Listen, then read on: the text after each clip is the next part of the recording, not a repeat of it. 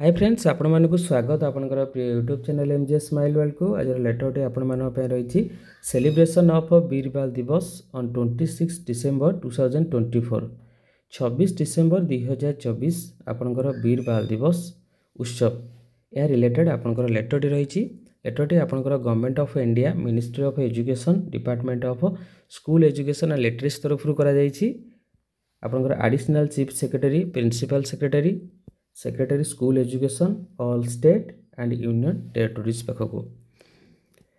यदि देखा आपणकर ये जो वीर बाल दिवस उत्सव पालन करा 26 डिसेम्बर रे आपणकर जातीय स्तर में यह सेलिब्रेशन करा जिवो एवं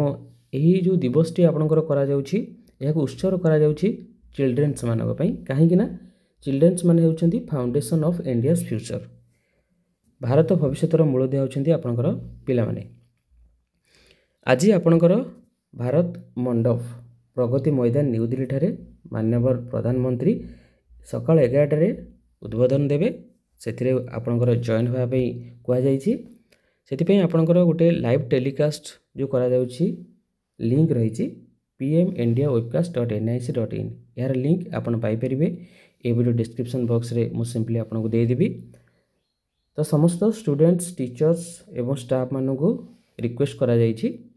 आपण यही लिंक को जाई वाच करेंगे आपणकर जो लाइव टेलीकास्ट करा सकाल 11 एबे देखिबा आपण माने किपरि